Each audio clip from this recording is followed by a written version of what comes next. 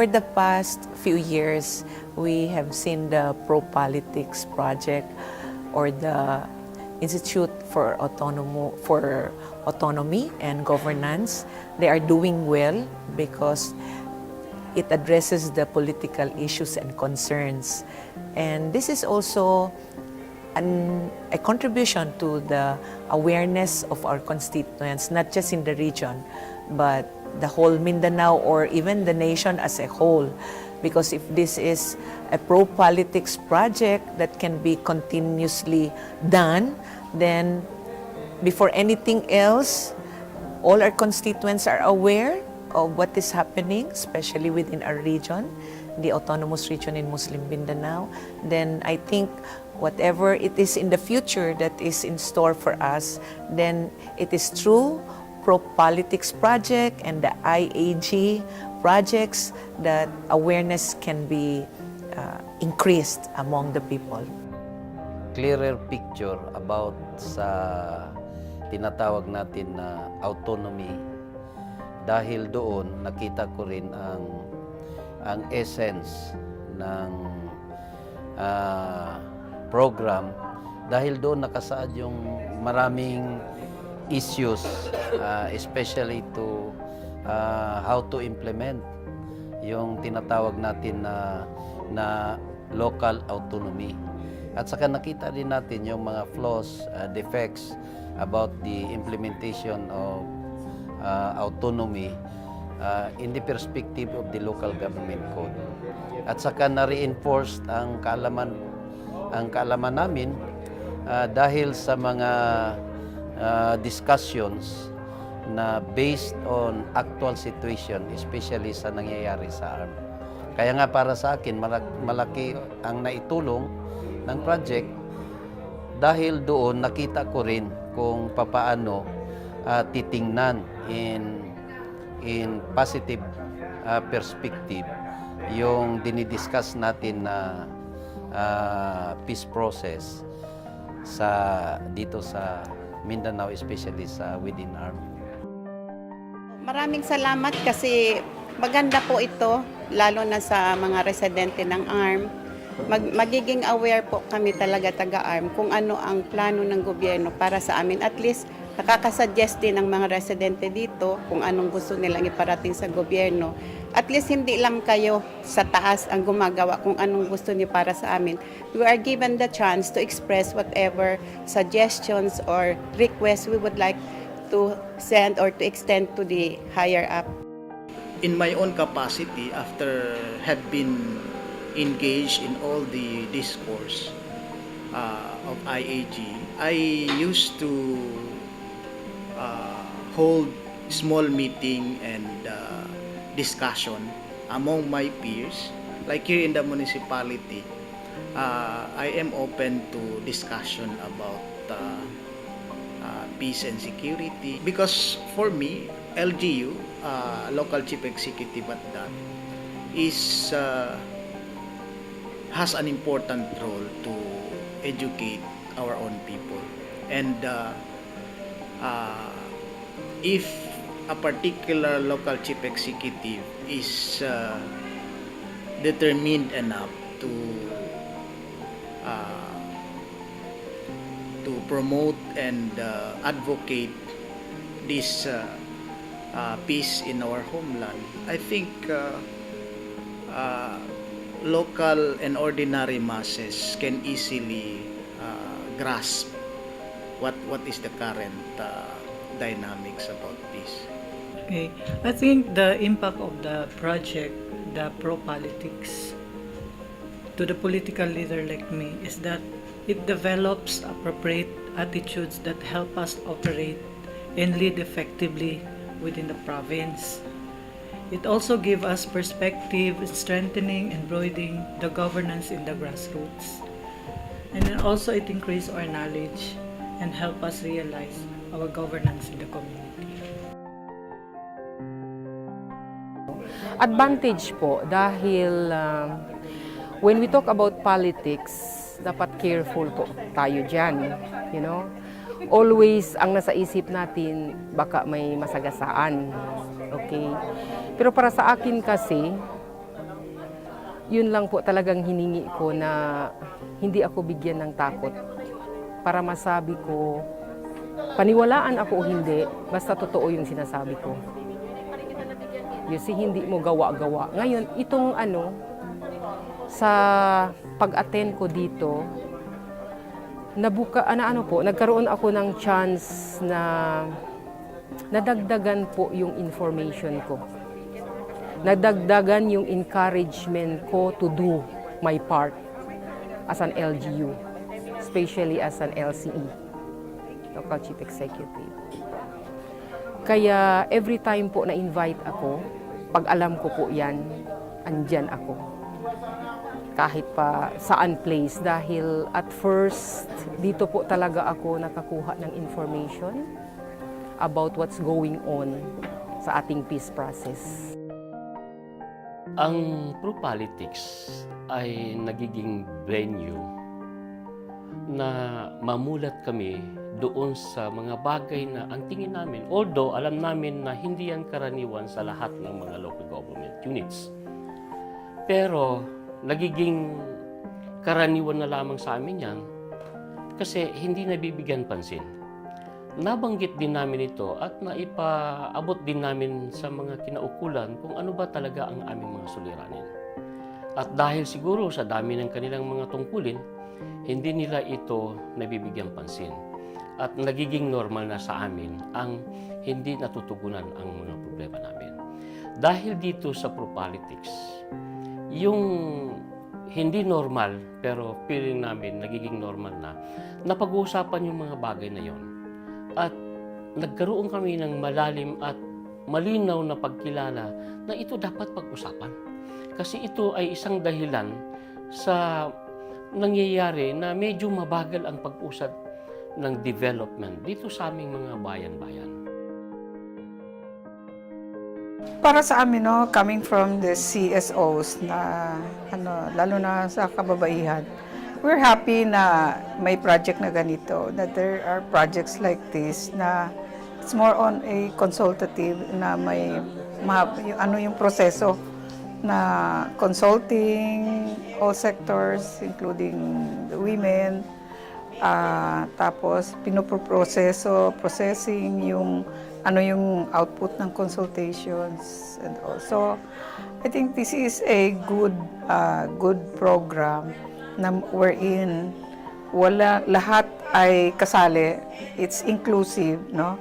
And also it's integrated also na so if it's inclusive and if it's integrated,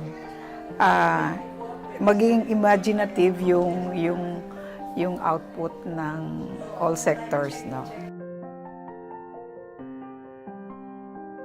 The project has enabled me to participate in many dialogues and even as a resource speakers on matter pertaining to the contemporary issues in Mindanao, especially on peace and security. Harmonizing all the peace process is a major achievement as it entails wisdom and fair judgment on both parties. Well, I think first and foremost the involvement of the ulama sectors, because the way we see it, they have influence in the community. As a matter of fact, minsan nga sabi ng mga tao, kayo ang pinapakinggan namin kung anong dapat natin gawin. Parang ganun po yun ganun katindi. So, we want the ulama to be proactive. Kaya nga palagi natin inuulit ay sana ang ulama, wag po nakalimutan ng ating mga national government. Isali po sila dahil very critical po ang kanilang participation. Yung ating participation ay talagang parating na-assure halimbawa ng Institute for Autonomy and Governance na bigyan ng space yung mga grassroots women, particular yung mga indigenous women. So, mahalaga yun, yung pagbigay mo ng platform doon sa mga sektor na iyon na minsan ay sila yung nakakaligtaan, sila yung nasa margin So, merong na-provide halimbawa na platform hinggil doon. And then, pangalawa, yung democratic participation mismo, kung paano dinidesign yung mga dialogue at consultation at binibigyan ng pagkakataon na magsalita halimbawa yung mga participants. Siyempre, malaking malaking impact niya at yung venue na ipinrovide ng forum na iyon.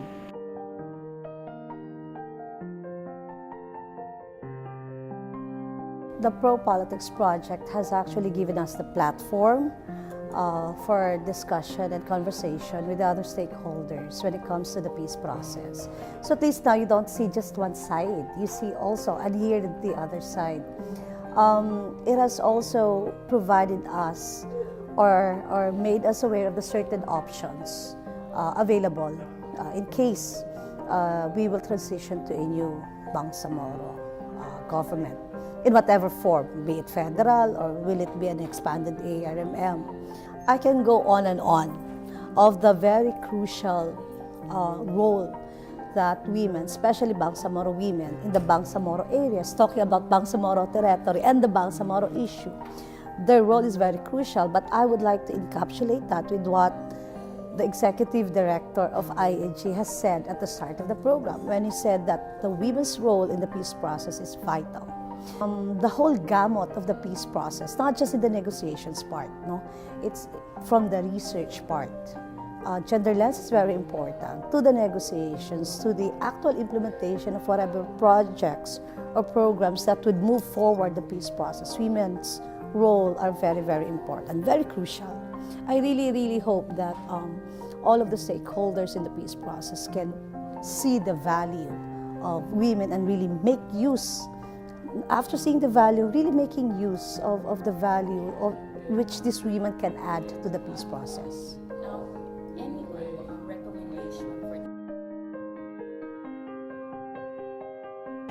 Basically, yung kami rito, hindi masyado na-inform ng maayos. At saka, especially malayo pa kami dito, mahina yung internet. So, yung information dito, kulang masyado. So, nainganyo ako kasi, syempre, bilang bagong mayor, dapat malaman natin lahat ng mga information na ginagawa or kung may mga changes sa government.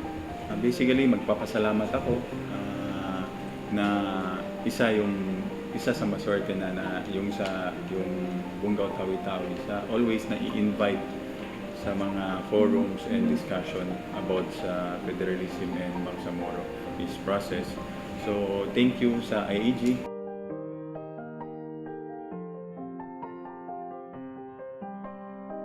Ang engagement, at tingin ko naman, indirectly, kung tama yung governance ng local government, may mitigating effect at makakontribute din ito sa peace process.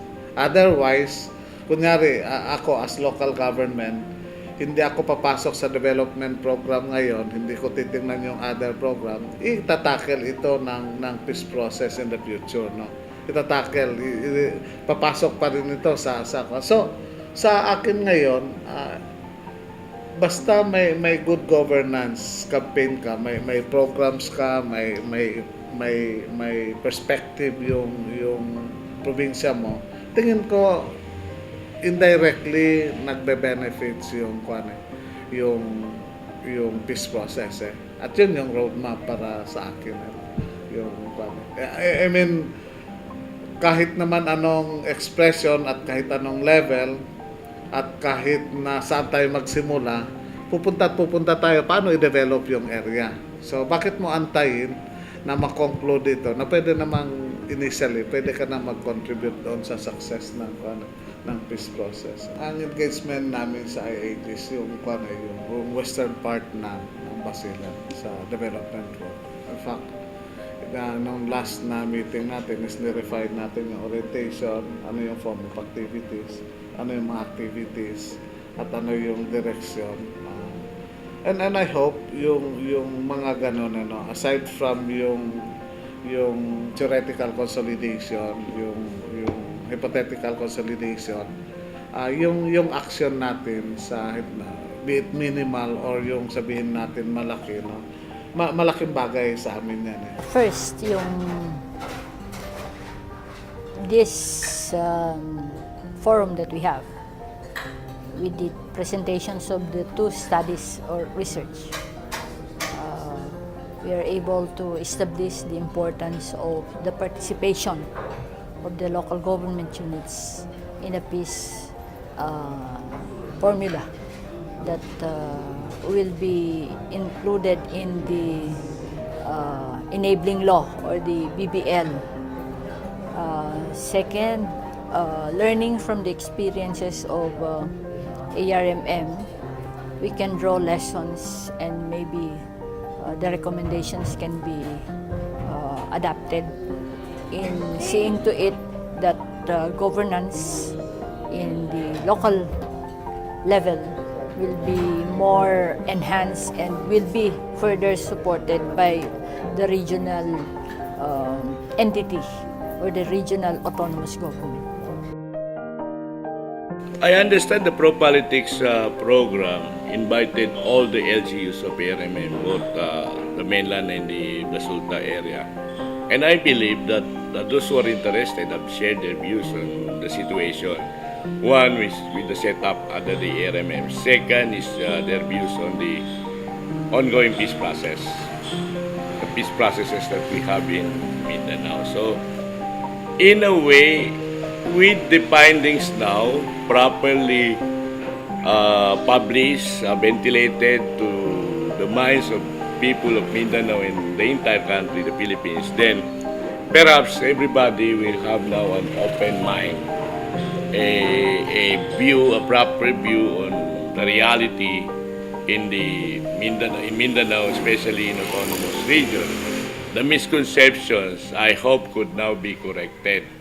Because there's so many misconceptions about ARMM and it has no basis, but So this time I hope with the findings of the pro-politics, then they have now an open mind, the misconceptions would now be corrected. As I found out also during the time that I was with the pro-politics, whenever we were having some discussions on the ground.